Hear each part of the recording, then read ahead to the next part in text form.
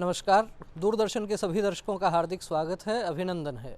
ये कहा जाता है कि किसी भी राष्ट्र को यदि उन्नत बनना है, किसी भी राष्ट्र को यदि विकसित होना है, तो उस राष्ट्र के जितने भी घटक हैं उन सभी घटकों की उसमें संपूर्ण सहभागिता की आवश्यकता होती है। उसी प्रकार हम कह सकते हैं कि समाज का कोई भी वर्ग यदि थोड़ा पीछे रह गया है तो उसको मुख्य धारा में लाने के लिए, उसको सबके समानांतर लाने के लिए जो प्रयत्न किए जाने होते हैं वे भी आवश्यक होते हैं। साथ ही यह भी आवश्यक होता है कि प्रत्येक समाज अपनी परंपराओं को जाने, अपनी जड़ों को पहचाने और अपनी परंपराओं और जड़ों को पहचान कर वह अपने स्वाभिमान के साथ यदि आगे बढ़ता है तो वास्तव में वह राष्ट्र की उन्नति में सहायक होता है। पिछले दिनों आदिवासी समाज को लेकर जिस प्रकार से एक नया वातावरण चल रहा है, नई बातें चल रही हैं और अनेक लोगों का ये कहना है कि समाज को लेकर जिस प्रकार से भ्रांतियां फैलाई जा रही हैं उनके निराकरण के लिए जयपुर में एक कार्यक्रम आयोजित किया गया। इस कार्यक्रम में किस प्रकार से उन भ्रांतियों का निराकरण करने का प्रयास किया गया, किस प्रकार से समाज की कुरीतियों के उन्मूलन के लिए कार्य योजना तैयार की गई, इन्हीं सब विषयों पर यह एक कार्यक्रम आयोजित किया गया। इस रिपोर्ट में हम यह जानने का प्रयत्न करेंगे वक्ताओं ने किस प्रकार के विचार रखे, क्या कुछ नई बातें इस कार्यक्रम में आई, इस रिपोर्ट में। गुलाबी नगर जयपुर के झालाना डूंगरी क्षेत्र में स्थित डॉक्टर बाबा साहब भीमराव अंबेडकर वेलफेयर सोसाइटी के सभागार में 13 मार्च को सनातनी आदिवासी मीणा संस्था राजस्थान की ओर से आदिवासी मीणा समाज का सांस्कृतिक व धार्मिक इतिहास विषय पर संगोष्ठी का आयोजन किया गया। बाबा साहब डॉक्टर भीमराव अंबेडकर तथा भगवान बुद्ध की प्रतिमा के समक्ष दीप प्रज्वलन करके अतिथियों ने कार्यक्रम का शुभारंभ किया। दीप प्रज्वलन के पश्चात संगोष्ठी के मुख्य अतिथि केंद्रीय इस्पात मंत्री फग्गन सिंह कुलस्ते का साफा पहनाकर राजस्थानी परंपरा के अनुसार स्वागत किया गया। स्वागत के इस क्रम में संगोष्ठी के विशिष्ट अतिथि तथा राज्यसभा सांसद सुमेर सिंह सोलंकी, पूर्व विधायक एवं ट्राइफेड के अध्यक्ष रमेश मीणा तथा सनातनी आदिवासी मीणा संस्था के अध्यक्ष पंकज मीणा का भी साफा पहनाकर स्वागत किया गया। अतिथियों के विस्तृत परिचय के पश्चात कार्यक्रम की प्रस्तावना रखते हुए पंकज मीणा ने कहा कि भगवान विष्णु का पहला अवतार मत्स्य अवतार हुआ है। मत्स्य अवतार को मीन भी बोलते हैं, अतः यह मान्यता है कि मीणा समाज की उत्पत्ति मत्स्य अवतार से हुई है। राजस्थान तथा आसपास का अधिकांश क्षेत्र मत्स्य प्रदेश कहा जाता था। जैसा कि हम सब लोग जानते हैं, भगवान विष्णु के प्रथम अवतार मत्स्य अवतार हुए थे। मछली के रूप में भगवान विष्णु ने पहला अवतार लिया। और मंत्री महोदय, सांसद साहब, ऐसा तथ्यात्मक है कि हमारा मीणा समाज, राजस्थान में जो मीणा समाज है, उनकी उत्पत्ति मत्स्य भगवान से हुई है। और चूंकि मत्स्य को मीन भी बोलते हैं और इसीलिए हमारे समाज का नाम मीणा पड़ा। पंकज मीणा ने कहा कि हम लोग हजारों वर्षों से सनातन परंपराओं को मानते आए हैं। हम लोग भी प्रकृति की पूजा करते हैं और सनातन परंपरा भी प्रकृति पूजक है। हमारे पूर्वजों के नाम में भगवान राम, कृष्ण तथा भोलेनाथ शिव का नाम आता है, किंतु षड्यंत्र पूर्वक कुछ लोग आदिवासी मीणा समाज को सनातन परंपराओं से अलग करना चाहते हैं। आज स्थिति ये हो रही है कि कहीं ना कहीं हमारे समाज का एक बुरा विचार, एक अलग विचार लोगों के ऊपर थोपा जा रहा है। हम लोग हजारों साल से इस भूभाग पे रहते हैं और सनातन संस्कृति की पालना करते हैं। अगर धार्मिक रूप से भी देखा जाए तो हमारे पूर्वज अपनी कुल देवी की पूजा करते हैं, हजारों साल से कर रहे हैं, आज भी कर रहे हैं। हजारों साल से हम लोग भगवान शिव की पूजा करते हैं। आज मेरे ख्याल से मेरे से जो पहले वाली पीढ़ी के लोग जितने भी हैं, अगर उनका नाम भी देखेंगे तो उनके नाम के प्रारंभ में या अंत में भगवान श्री राम का, भगवान श्री कृष्ण का या भोलेनाथ का नाम अवश्य आता है। और फिर भी आप धीरे धीरे ये कल्पना एक नई लोगों के बीच में डाली जा रही है कि आदिवासी समाज सनातन धर्मी नहीं होता, हिंदू नहीं होता। हम लोग वो कहते हैं कि आदिवासी समाज प्रकृति का पूजक होता है। बिल्कुल, आदिवासी समाज प्रकृति का पूजक होता है। हम लोग भी प्रकृति की पूजा करते हैं। कार्यक्रम के मुख्य अतिथि एवं मुख्य वक्ता केंद्रीय इस्पात मंत्री फग्गन सिंह कुलस्ते ने अपने उद्बोधन में कहा कि मुझे देश भर के जनजाति समाज में जाने का अवसर मिलता है। वहाँ की परंपराओं, कुल देवताओं को जानने का भी मौका मिलता है। जनजाति समाज के बीच में, आदिवासी समाज के बीच में अनेक बार जाने का, कुछ से समझने का, उनकी रीति नीति, धर्म, समाज और जो उनकी परंपरा है, संस्कृति, पूजा पद्धति है, हमारे जिस प्रकार का जो वंशावली हम देखते हैं, कुल देवी, ये सभी चीज़ों के बारे में हम अध्ययन करते हैं। ये जो सनातनी धर्म की हम बात करते हैं, हिंदू की बात करते हैं, ये आइडेंटिटी, ये जो पहचान, ये केवल आदिवासी के कारण आज पूरे दुनिया में ये जो संस्कृति और पहचान हमारी जो बची है, वो इसी के कारण है। इसको कोई और नहीं बचा सकता। आज भारत के अंदर आज जो कुछ भी है, आप हर क्षेत्र के अंदर देखें, मैं केवल यहाँ राजस्थान, जयपुर की बात नहीं कर रहा हूँ, दुनिया में इसकी पहचान है। फग्गन सिंह कुलस्ते ने कहा कि हमारे समाज में शुभ प्रसंगों पर माता बहनें कुल देवताओं के गीत गाती हैं। राजराजेश्वरी तथा त्रिपुरा सुंदरी हमारी कुल देवी हैं, जिनकी पूजा पूरी दुनिया करती है। आज शायद ये आदिवासी समाज अपनी कुल देवी को, हम गांव में हमारे यहाँ खिला मिठवा बोलते हैं, क्या ये आदिवासी समाज क्या इसको नहीं मानता? आज हम संस्कार है, कोई काम करते हैं समाज के अंदर, अगर बच्चे का जन्म भी हुआ, हम संस्कार करते हैं। शादी ब्याह का काम अगर हम करते हैं तो हमारे यहाँ बड़ी संख्या में माता बहनें उन देवी देवताओं को पूजा अर्चना के बाद आगे काम बढ़ता है। क्या ये हमारा धर्म नहीं? क्या ये हमारी संस्कृति नहीं? क्या ये हमारी मान्यता नहीं? अगर इस आदिवासी की जो पहचान है इसी के कारण है, यही अगर हम मीना समाज की ताकत को कहें, आप देखिए उस कुलदेवी को, वो हमारे त्रिपुर सुंदरी दुनिया के लोग मानते हैं। हम तो कभी हमने ये नहीं कहा कि हमारे आदिवासियों की देवी है, हमारी कुल देवी है।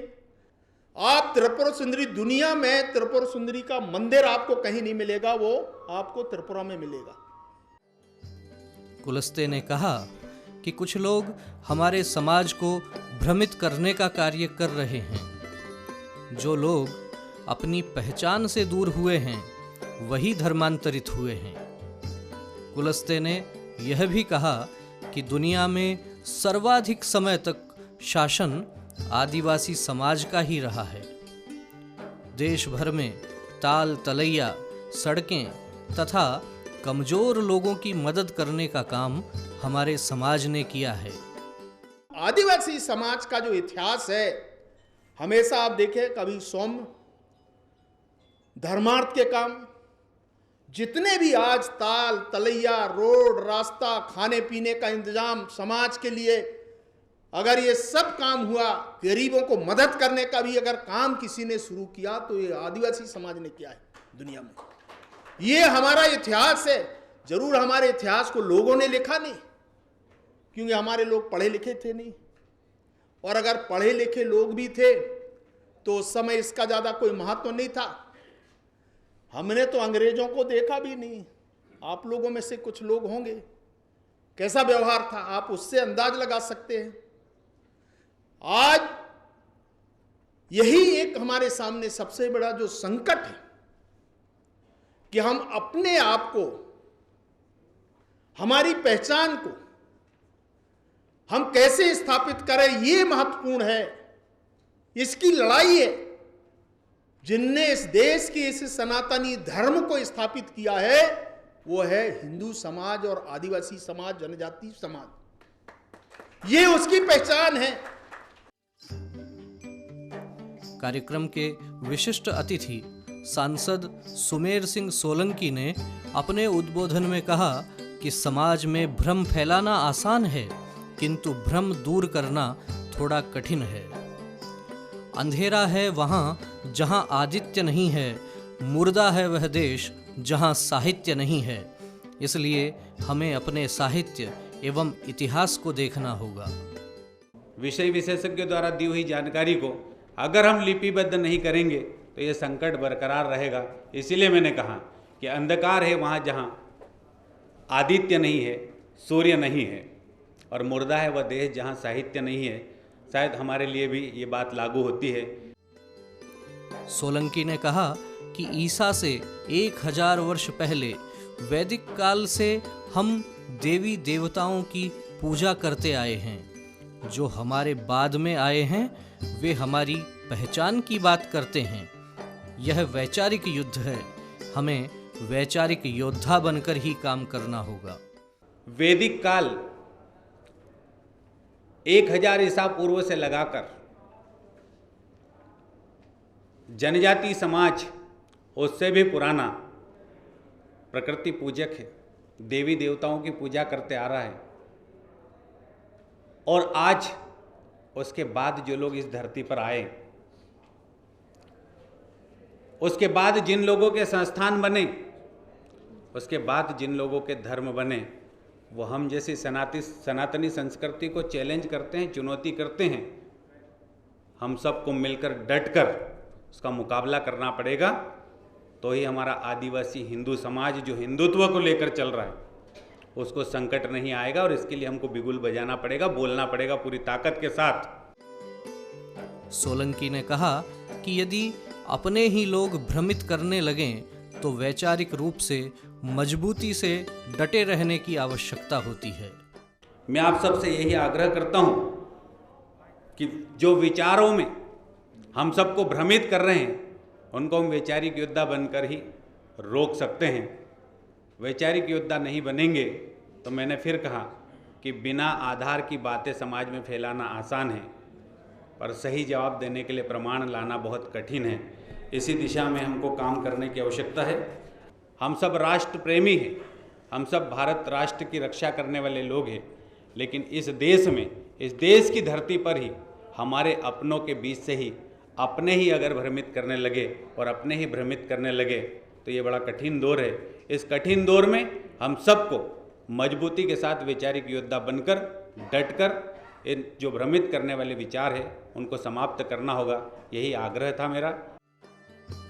संगोष्ठी को संबोधित करते हुए ट्राइफेड के अध्यक्ष एवं पूर्व विधायक रमेश मीणा ने कहा कि महाभारत काल में पांडवों का अज्ञातवास जिस क्षेत्र में बीता वह मत्स्य क्षेत्र ही था।